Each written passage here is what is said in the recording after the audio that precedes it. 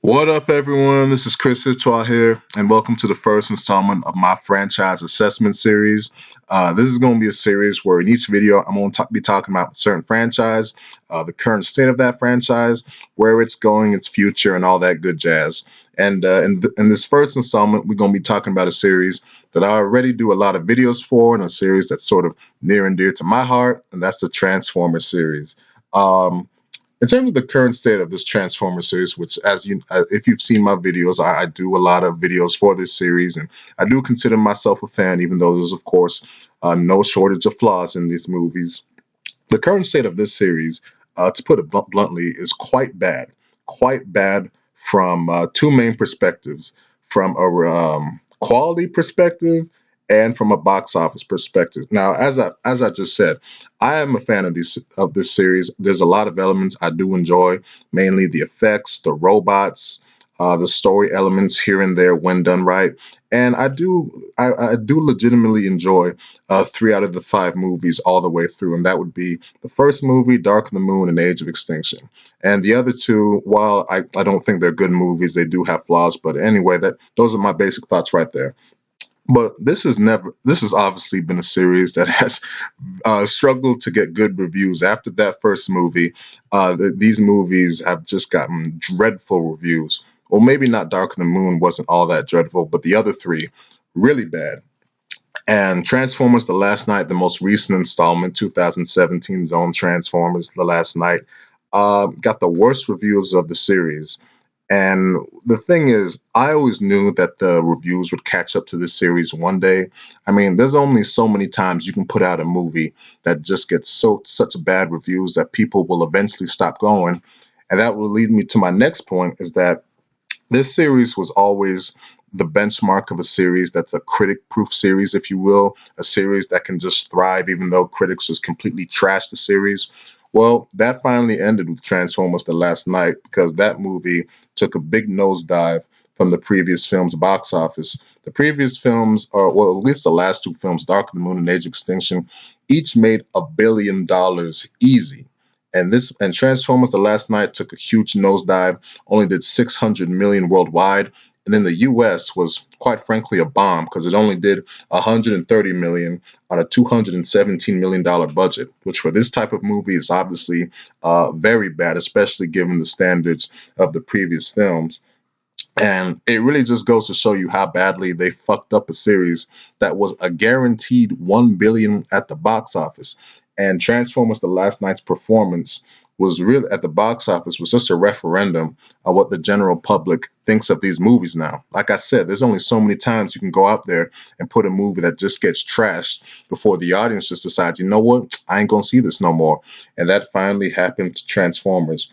And it's really amazing because this series in terms of its level of scale and box office, and I'd say anticipation for each film, I mean, it was up there with any franchise. It was up there, well, maybe not at the same level as the Marvel movies, but, pretty close to that level. And it was up there with Harry Potter, Fast and Furious, any franchise you can mention. Transformers, like I said, when you can put out consecutive films that make over $1 billion each, you know that your series is pretty popular.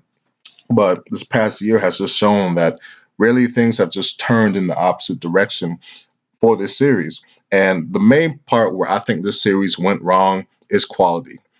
We are living in an age now, in the past, I would say, ever since probably about 2016, I'd say, where reviews really matter. You need your movie to get good reviews to really build up that hype. Because of this whole Twitter generation, internet, and all that good stuff, movies need that positive word of mouth to really thrive now because people look at when a movie gets bad reviews, they look at that to determine, hey, you know what, I'm not going to spend my money on that if that movie's getting trashed. And I know that personally, that's how I determine if there's a movie on the fence, I'm on the fence about, and I see it gets bad reviews, I'm going to stay the hell away from it. And when it gets really good reviews, then I'm like, okay, I'll go see that again. And Transformers just did not catch up with the times because there's been a whole bunch of blockbusters within the last few years, like The Mummy, Batman versus Superman, Independence Day, where they just really underperformed because they just did not get that positive word of mouth that movies need to thrive on. And Transformers The Last Night was the latest victim of that, not realizing that, you know what, this series could not survive another Revenge of the Fallen or Age of Extinction review disaster. And they follow up to give us a movie that gets the worst reviews of the series. And so what I thought of is what needs to happen next. How do you get the series turned around? Because obviously it's in a very bad place right now. That doesn't mean things can't get fixed, even though it's going to be really difficult given the current state of the franchise. But I did think of a few points that I think would really sort of help the franchise going forward if they still want to continue with this continuity of films and really go forward with their whole cinematic universe. So and I've got three main points of how to fix the series. The first point, and this might be the most important one, but it's a good sort of starting off point, is that Michael Bay, he cannot come back to direct any more of these movies. Michael Bay, he did a good job. Well, from a business perspective, he did a good job of turning this series into just a huge moneymaker. No one can deny that with these first four films, whether you liked them or hated them. And like I said, these movies, the Transformers films, did make me a Transformers fan. Like I said, there's a lot of elements I do enjoy, but this series, from a publicity standpoint, cannot survive another Transformers installment. If they announced Transformers 6 with Michael Bay returning, I mean, the publicity for the film would just be so bad.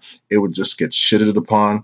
And no matter how good the trailers looked, no matter how much Paramount tried to promote the movie, no one would be excited just because Michael Bay, that his name is just sort of box office poison now, I think.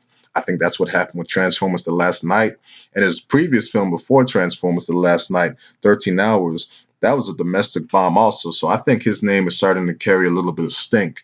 And I just don't think from a publicity standpoint, you can have him anywhere near this movie because it would people would just automatically not be looking forward to it.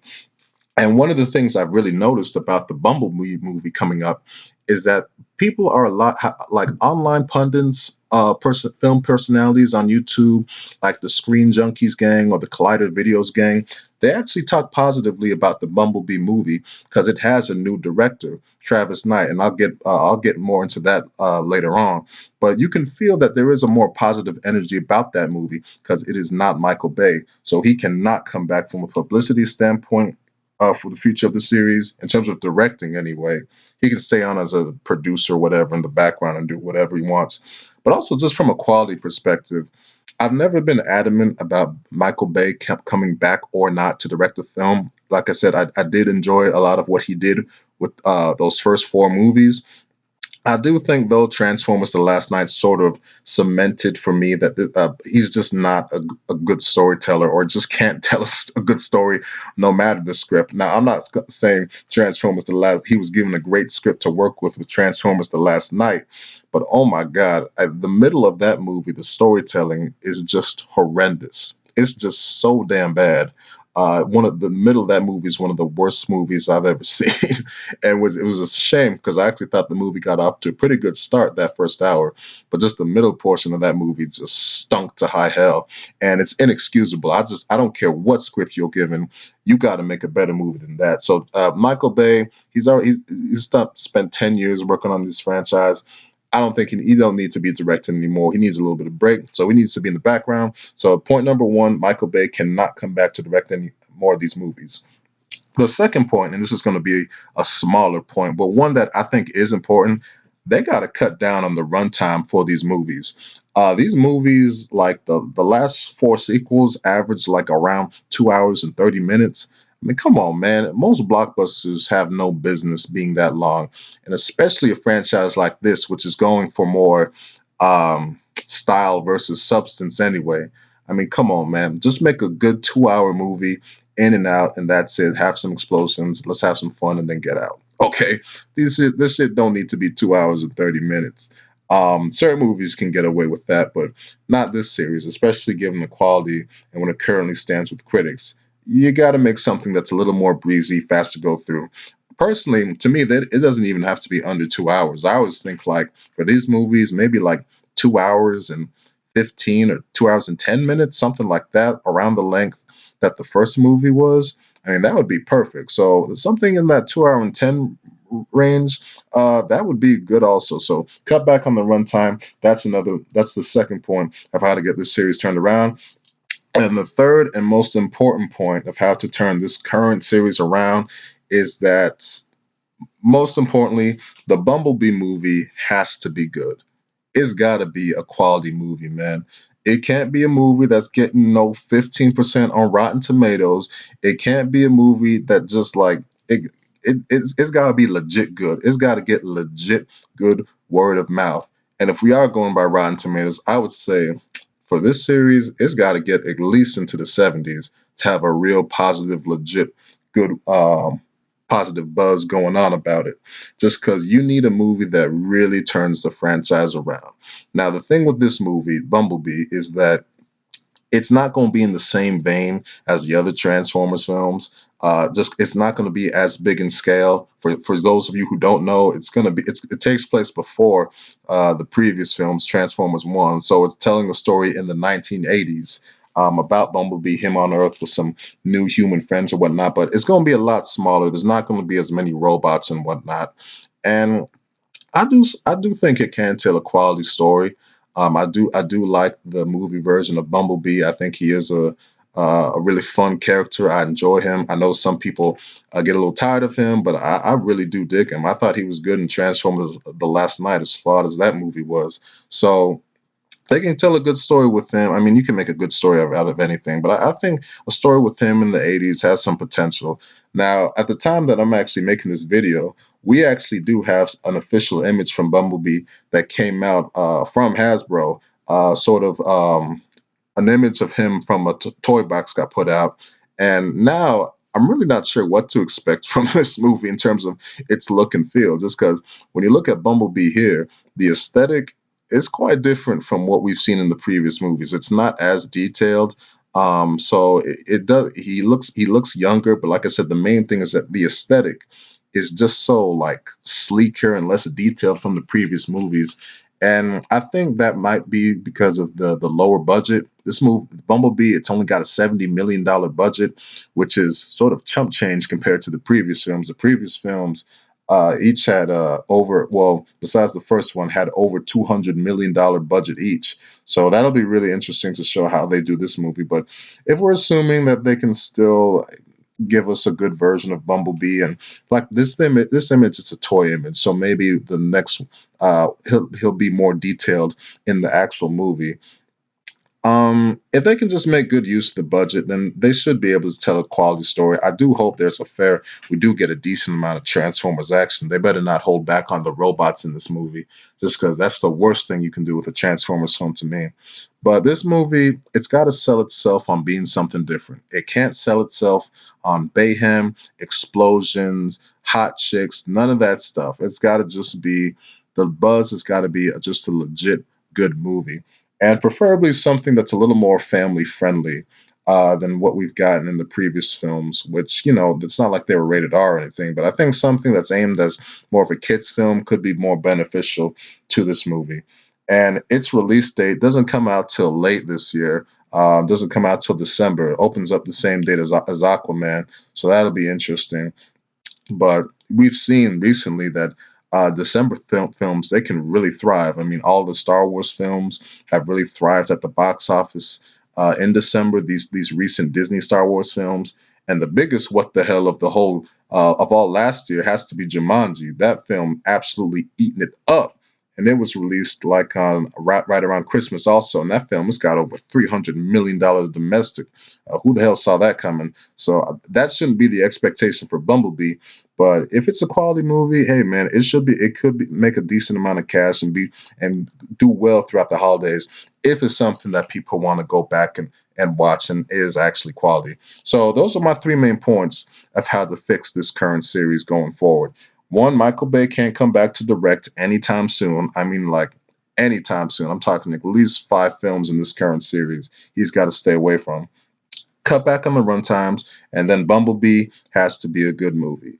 And if they do that, Bumblebee being quality, that will get people feeling more positively about Transformers. They'll go back and see the films, and then maybe they can carry on with the other stuff they have planned, like the animated prequel and the eventual Transformers 6, which I'll end this video talking about Transformers 6. It's still currently slated for 2019. I just have a hard time believing that's going to happen just because I think after the failure of Transformers the Last Night, they're gonna have to do a whole lot of recessing about what to do now. They may still have the same idea for Transformers 6, but the execution needs to be just completely different. And if are still going forward with the 2019 date, they say they're currently on a director search, which that's a good thing. That means Bay is not coming back. Then we should hear significant info on that front within the next few months, and obviously they'll start filming in June or July of this year, and it'll come out next year. So hey, whatever. But I just I just don't think I personally think they might want to push that film back to 2020, just because in 2019 the current slated spot it has, it's going to be tough for that film to do well financially just because it's sandwiched right in between Toy Story 4 and Spider-Man Homecoming. Both films which will have a much more anticipation and more positive buzz than Transformers 6. But then again, that all depends on how Bumblebee is going to do. But yeah, this franchise overall not in a good place right now. That doesn't mean things can't get turned around. I'm a supporter of these movies, so I want to see them do well, but they got to take major, major, major steps in order to get things pointed in the right direction. Because if they continue on the same path of making the same quality of movies that they've been giving us before, oh man, Bumblebee is going to be the last that you see of this universe. So, anyways, I hope you all enjoyed this franchise and assessment. It's something I really wanted to do just because I love talking about stuff like this in terms of how the future of certain movies go and where they're heading. So it's good to do this video. It's very necessary given the current state of the Transformers franchise. Forward to more franchise assessments for other big franchises coming up. And I will see y'all around with another video.